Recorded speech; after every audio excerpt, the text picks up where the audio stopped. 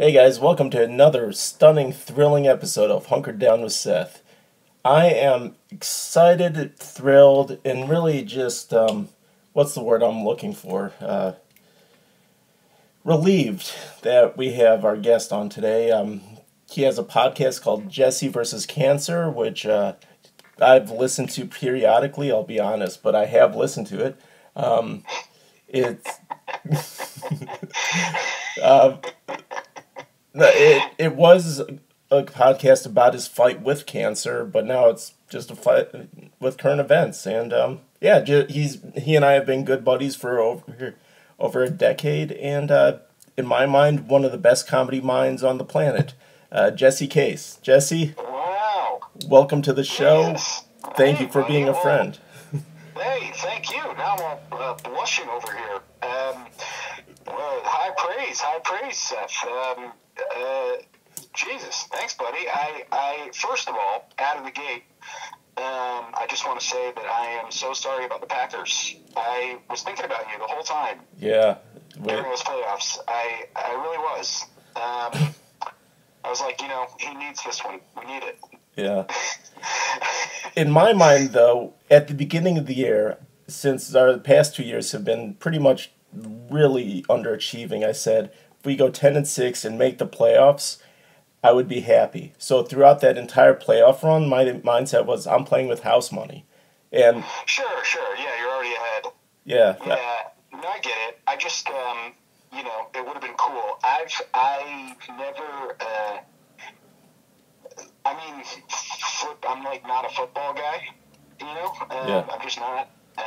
But that being said, I'm a big fan of the playoffs of like any sport. I love it when it's like the best of the. I don't watch sports like in season, No. but I watch the playoffs of like anything. Like I love the Stanley Cup. Like the Olympics are my favorite thing ever. Oh, definitely.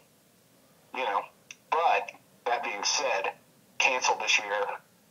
So Yeah. I don't know. They canceled the Olympics. I was so upset because I'm one of those guys. I have a routine that I've been doing since the Sydney Olympics, back in 2000 for the Summer Olympics. It's day one, watch the opening ceremonies.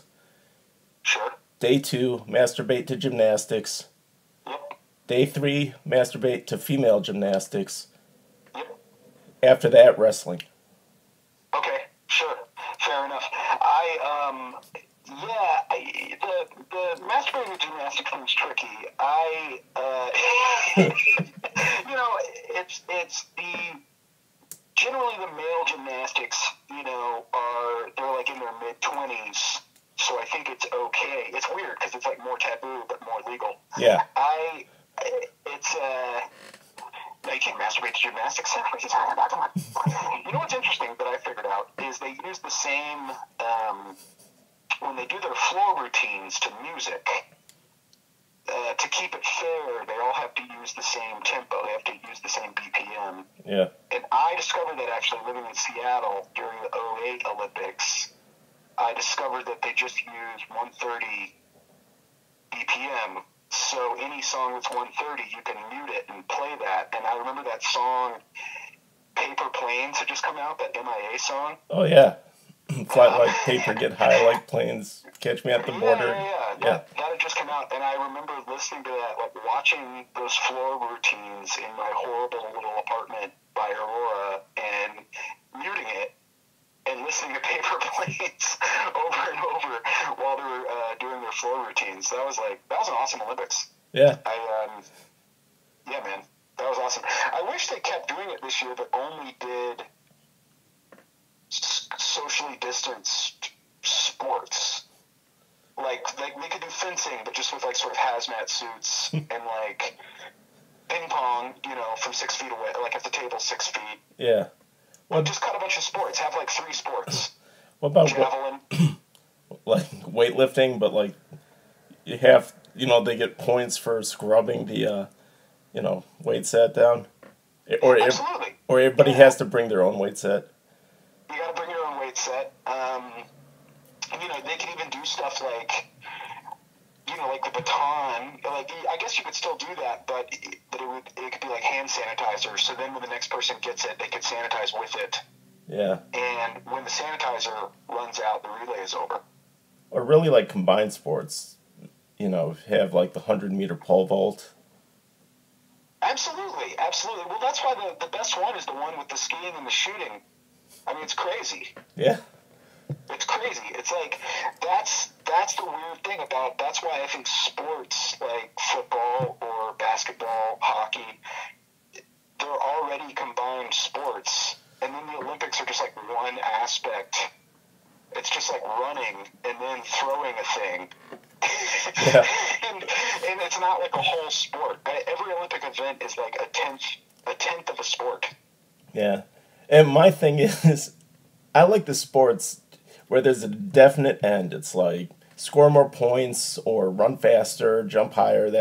I hate these sports where judges have to determine the winner. It's like that is weird. Yeah, and I don't get it. Like, they always try to explain it. Every time there's like the commentator that did the sport once when they were 12, and they try to explain the point system. Yeah. And it just makes no sense. That's why, like, gymnastics would be cool if it was two gymnasts on opposing teams doing gymnastics at each other with, like, a laser gun or something. It'd be easier. Like a real-life Matrix. Absolutely, that'd be great. Little little weird slow-down bullet effect thing. Yeah. We could pull it off like a Nerf battle or something. Yeah. I don't know. I think it's what they should do instead is just have every Olympic sport be to the death. Oh, kicking it old school. Yeah. Well, this year it would be. I mean, that's why they should just do it. Yeah. Just get very Greek. No vaccines. Get in there and do it. Hope you make it. I'm saying like weightlifters. You just keep putting on weight until you pop a blood vessel in your brain, and the last man standing, he's the champ. Sure. Yeah. Whoever, like. Yeah, it'd be weird though. Like, I guess the medal ceremonies would be weird because, like, first and second and third, they would have that platform, but second and third place would have to just be sort of like stretchers. Yeah. For corpses. Yeah, and instead of national anthems, they would play taps.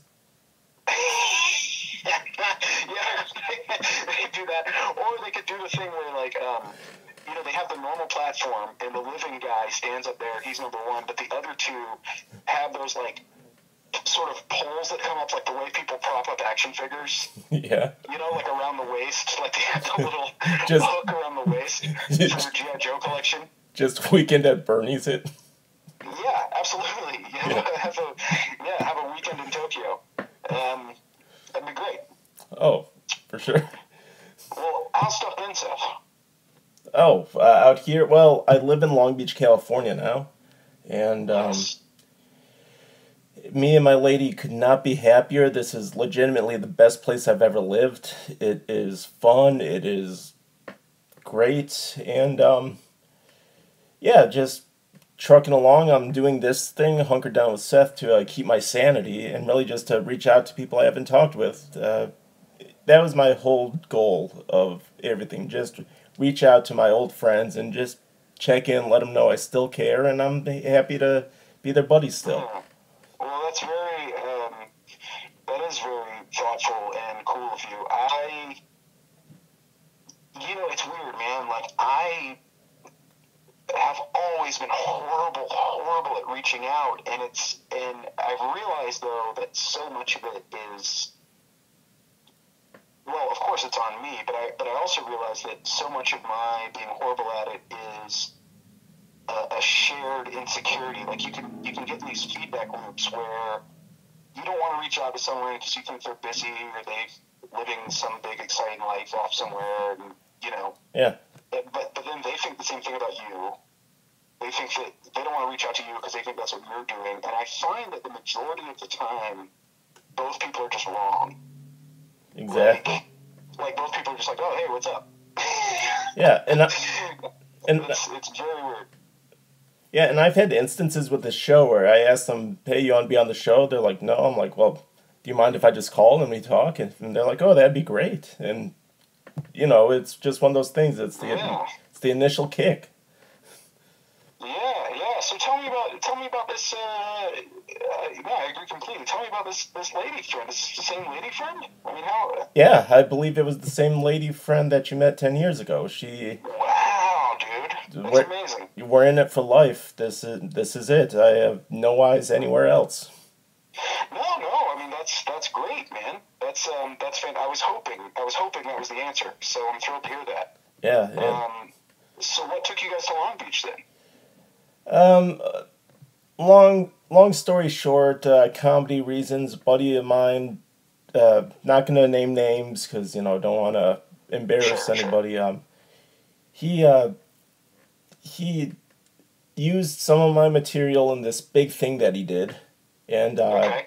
he offered to pay me, and I said, "How about I just move down to L.A. and you help me out with some stuff?" And yeah, that's what I did. Cool. Oh man, that's awesome.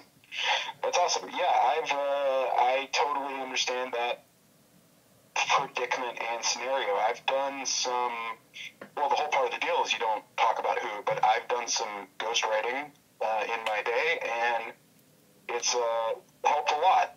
These days, not so much because my material is so personal. But one Yeah, thing, some silver linings of the pandemic, I hope, because I'm trying to focus on silver linings because it's horrible, is that it's sort of I'm impressed that the comedy writing community is learning that where you are doesn't matter as much. Because, I mean, I've obviously needed to move back to LA after the cancer treatment and stuff. And then this pandemic happens, and the shows are still going on, but everyone is doing it mobily. And then the city doesn't matter. You don't have to be in a writer's room somewhere. So now I'm like, well, shit. Or crap. Sorry, I'm hunkered down. I'm just going to try to get staffed. yeah, Like I might as well, because Nashville was keeping me from that. But now it seems a bit redundant. yeah, Although I don't know when they're going to start going back into the rooms, but it'll probably be too soon. yeah. It always will be, especially in show business. They want to be prepped for the fall season. Yeah, and that'll be stupid, but I think that's what they're gonna do, and I don't know. I'm proud of California though. I think California's response to this has been fantastic. Oh, definitely. Nashville is a very weird place to be right now. Exactly. If I'll drop this name because, I had him on the show and we talked about the Tennessee response. Mo Alexander, I talked to.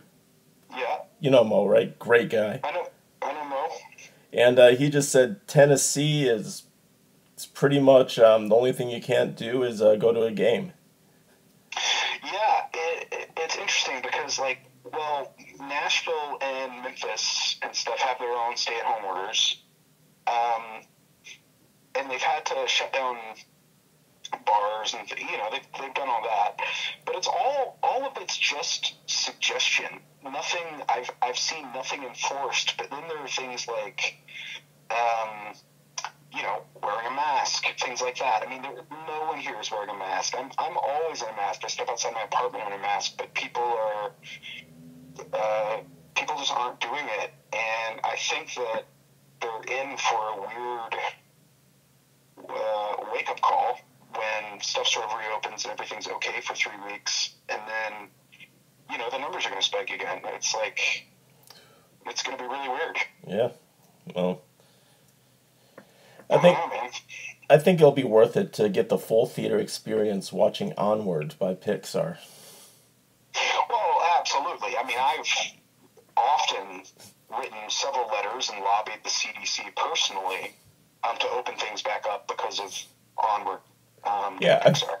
they released it Um, on Disney Plus, but it's like, no, it's not the same. You need the Dolby no, it's around not you. the same. Of course, it's not the same. What I did, I made it through the first 5 minutes of it on Disney Plus, I took some soda and poured it out on my floor, just to get it nice and sort of sticky, and then sat, so I could feel the stick on my shoes. And I had some popcorn, and I put a little noise machine next to me that makes coughing and grunting sounds.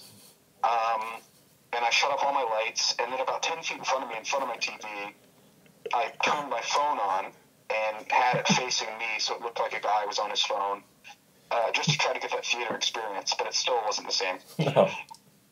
No. It's a bummer. I mean, yeah. And you have to come up with your own movie trivia before the show. Yeah, that's the worst part. Sitting there playing the stupid movie trivia game by myself, and then I always you can tell a lot about the audience that you're sitting. I mean, we both know this, like being in comedy. When you go see a movie, no matter what type of movie it is, some of the trailers are going to be kind of funny, and you can tell a lot about your audience based on who laughs at those. Remember the old, there's always that thing that shows you what sound system the theater has. Yeah. It's like Dolby or THX or whatever. And remember for a while there was that THX robot that would come out on the screen, not a real one. Yeah, yeah. And it would fly around and repair the THX logo. Yes. Yeah. And then it always said, the catchphrase at the end was always, the audience is listening.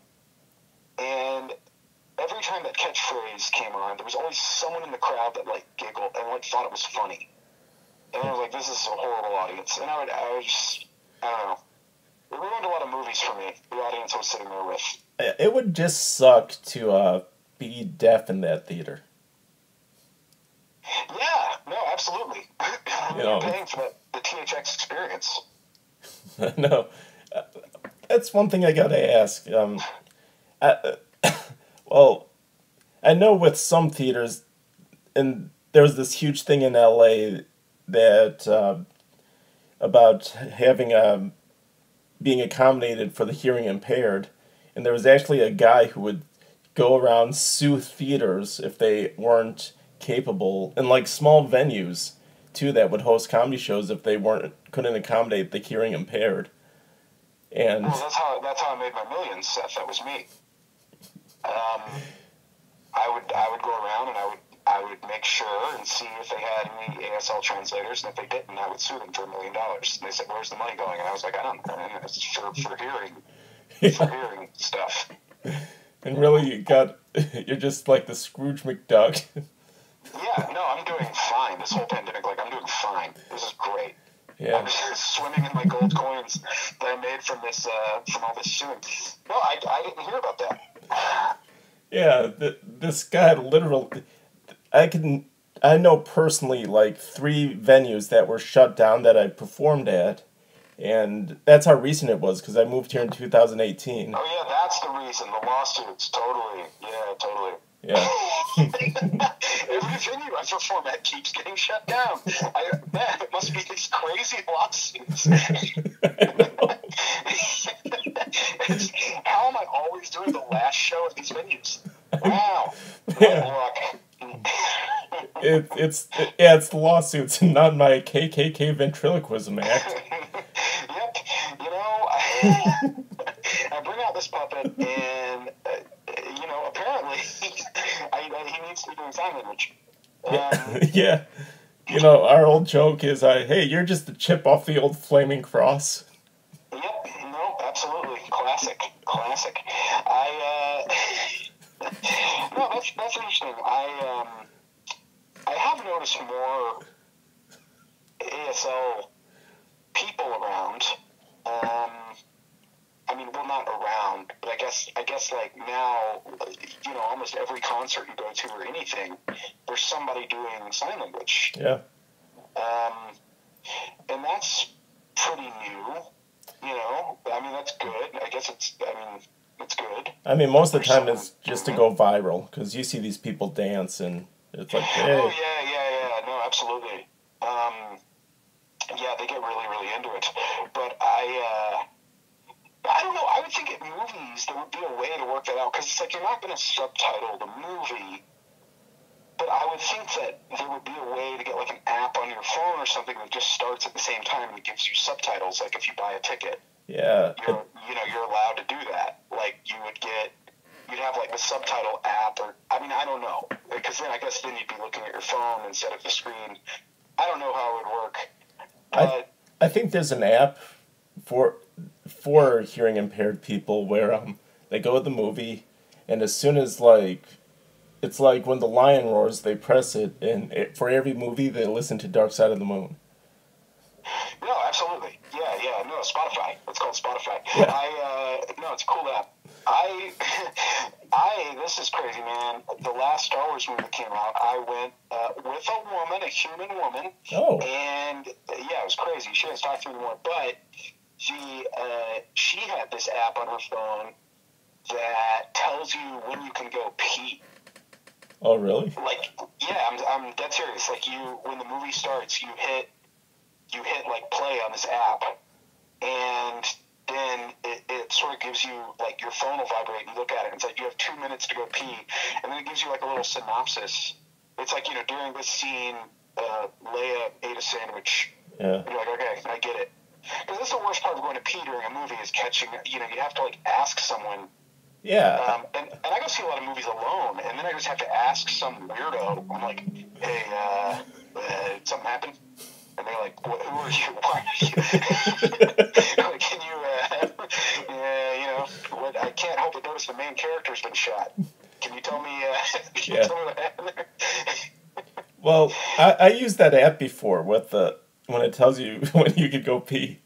And, I used it, and after about the second time it told me I had a window to go pee, the usher came by and said, you're supposed to get up and go leave the theater for that. Yeah, no. I've had the same. I've had the same sort of issue in movie theaters, and I have the when to go jack off app. I have when to, and then they're like, you don't have to pee, right? It's not like a challenge. It's like it tells you can go pee. It's not an order, because I was like, I seriously don't have money for more soda. Like, you don't have to do this. Yeah. Stop doing this. Exactly. Or even get a diaper. Man. Well, I get the souvenir cup because, you finish it in the first third and then you just reuse it. Yeah, no, absolutely. That's the whole point. With its instead of a normal lid, it has like half a Rocketeer helmet. Yeah. Did you? And then you don't miss that song in Trolls. Yeah. Well, this one's worldwide, buddy. Have you been in an earthquake yet? Yes, I have. I was really nervous too for my first earthquake because when the earthquake hit, I was shaving my balls. Fair enough. Yeah. No, that'll happen. I've been through an earthquake out there and a Bruce. I get it.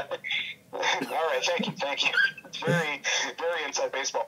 No, By the way, Earthquake is he's the one guy who I point to saying he's why I'm in comedy, so he's great. Well, yeah, no, Earthquake's fantastic. I was in an earthquake in North Hollywood in a movie theater, and it was really, really weird because it was like affected the projector, so it made it extra sort of nauseating. Like the movie was sort of going back and forth and swinging. It was really weird, man. And that was Dark Knight Rises, I think. Oh wow. Yeah, like everybody was like nervous about going to see it because of the shooting that happened at Dark Knight. And I went at that was one thing I loved about being in LA is that you go see movies at 8 in the morning. Oh. Yeah. I love that. I love that I could just wake up or still be up from the night before and just go see a movie. Yeah, I really missed it. Yeah. I mean, I still do. I was planning this big trip out.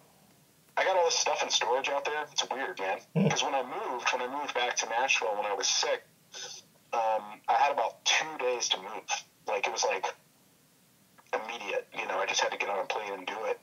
So I still had I was like still paying rent out there for like another year and a half and stuff. I had all this stuff that I have in storage, and I really hope it's still there because the whole city lights on fire or floods once every year. What neighborhood is your storage unit? North Hollywood, like sort of Magnolia and Coldwater. Yeah. But I keep expecting to see it on Storage Wars. Just like see my guitar get carried away or something. See your chia pet, like, yeah.